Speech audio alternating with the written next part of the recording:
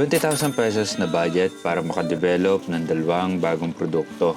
Ako'y magbebenta ng alak na may babad.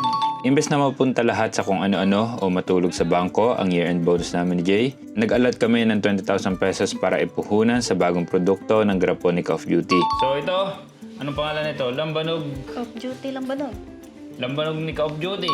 Dalawang produkto ang gagawin natin, pero ngayon, Call of Duty Lambanog muna. Totoong mula sa tuba ng nyog. Baka may gusto magpa-reserve na. Sisipagan lang at mahanap din natin ang para sa atin. Kung naalala nyo, nung ikinasal kami ni Jay, gumawa kami ng lambanog para pang-giveaway at pampainom sa mismong kasal namin. Marami nasarapan at maganda ang feedback, kaya ngayon, gawin natin ulit. At pambenta naman ngayon. Actually, itong bote na ito, tira pa rin namin mula sa last year. Baka magtampo na ito, kaya gamitin na natin.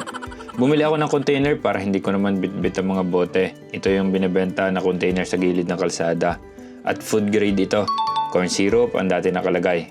Kaya kami ay bumili kagad sa bilihan ng alak. Si Ate Mayet ay ang magluluto ng pinsan ko ng lambanog. Na-vlog na natin sila dati, kaya sure tayo na galing ito sa tuba ng nyog at hindi peke. Pwede kang luglugan natin kaunti, are. Mga 5 litro lang. Joke lang. Utoy! Anong grado ho ng inyong yan? Aray, 45. 45. Sige. Pwede kang tagayan ng isa. Mga testing. Uy, yan. Bumalik ka muna. Luglugan, kumuha ka ng konting parasan doon. Luglugan mo ang container na rin. Ba't pala nagdala tayong pulutan? Luluglugan mo lamang. Ang dami. Nasa kaagad yan. Luglugan mo na konting parasan.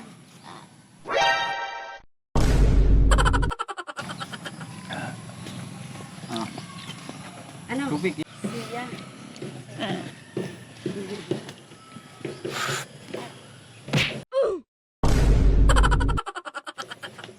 Ay, ngibit.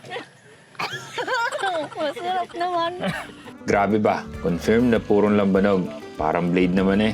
Kaya naman ah. Pinuno namin ang container na dala para magkasya sa 24 bottles natin. Para sa lambanog, gumastos tayo ng 1,750 pesos para sa puno dito.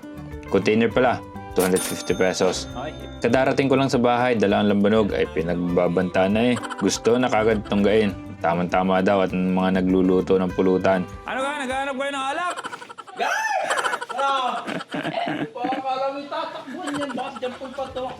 Bakante ang production area natin ngayon, kaya pwede tayong pumesto dito para sa initial product natin. Para sa mga inilagay natin sa bote na pambabad, 250 pesos lang ang nagastos namin dito. Sa bote, hindi ko na isama sa gastos. Ito naman ay ina-expense out ko na nung kasal namin. Heto na naman kami ni Jay, sumusubok ng bago na magkasama. Wala namang masama sumubok.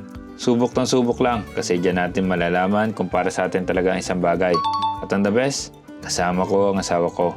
Sa ngayon ay sobrang clear niyan, pero paglaon magkakakulay brown ito at lalabo, parang kulay ng red label. Baka may magsabi dyan, kaya rin namin gumawa niyan. Wala namang pumipigil sa inyo. Pero isa sa may pagmamalaki namin ay ang purong lambanog na ginamit namin dito. Puro at totoong mula sa tuba ng nyog. Pagkatapos ng pagbababad, di na kami nagpatumpik-tumpik pa. Gawa kagad ng label, si Jay ang in charge yan. Aba, aesthetic ano, nakaslant. Mukhang tunay nga naman. Excited na ako makita sa totoong sticker ang gagamitin. May konting revision pa after nyan, pero natapos din natin. Matapos ng ilang araw na paghihintay, dumating ang sticker natin na order. At tinesting ko kagad sa isang bote. Napakaganda.